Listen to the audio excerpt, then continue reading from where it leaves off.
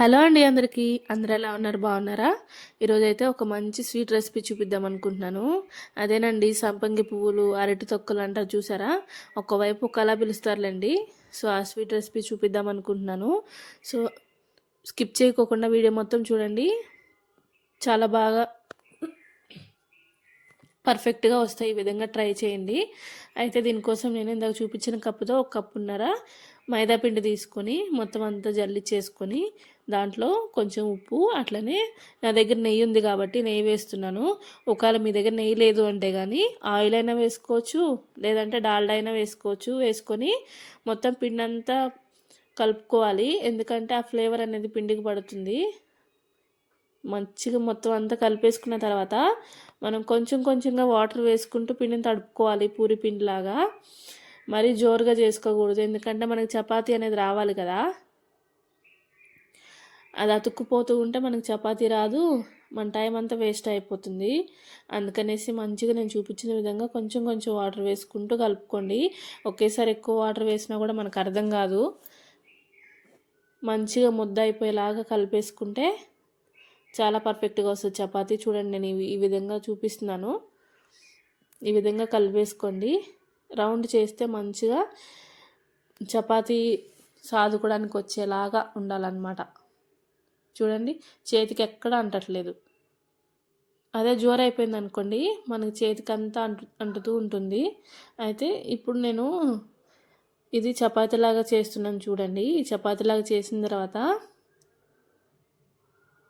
దీర్ఘచతురస్రాకారం కానీ చతురస్రాకారం కానీ, అదేనండి స్క్వేర్ కానీ రెక్టాంగిల్లా కానీ కట్ చేసుకోవాలి. ఎందుకంటే రౌండ్గా ఉన్న వేరే షేప్లో అట్లున్నా కూడా మనం ఇవి చేసుకోవడానికి అంత పర్ఫెక్ట్గా రావు.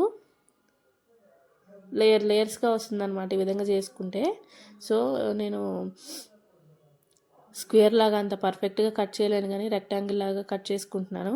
కట్ చేసేసుకొని దానికి అదే చాకుతోని మధ్యలో నుంచి ఘాట్లు పెట్టాలి.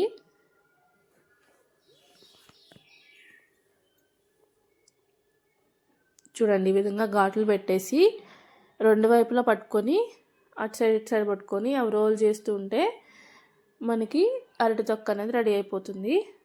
చూడండి, చూపిస్తున్నాను. అది రెండు వైపులా పట్టుకొని ఆ విధంగా రోల్ చేయాలన్నమాట. అవి కట్ చేసినవన్నీ చూసారు ఎట్లా వస్తున్నాయో దగ్గరికి. ఈ విధంగా మంచిగా రోల్ చేసేసుకొని సైడ్స్ ఉంటాయి కదా, సైడ్స్ ఈ విధంగా ఒత్తేసుకోవాలి. చూడండి ఎంత బాగా వచ్చిందో.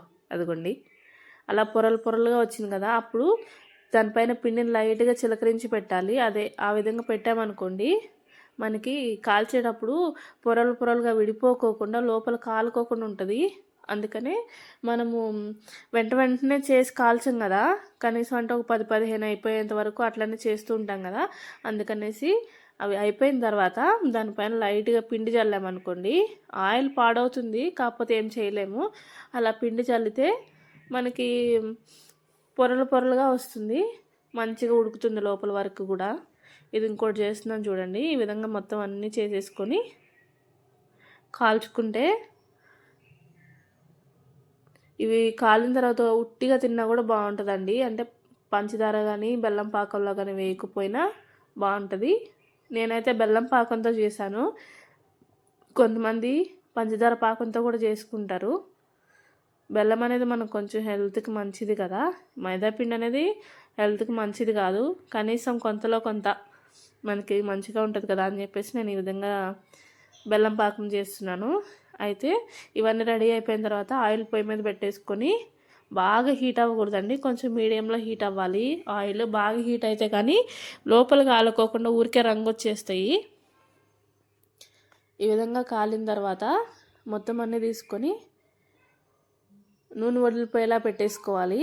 ఇంకోవైపు మనం బెల్లము మనకు కావలసినంత, మనం తీసుకున్న క్వాంటిటీకి ఎంత అవసరమైతే అంత కరిగించుకొని, నేనైతే దగ్గర దగ్గర ఒక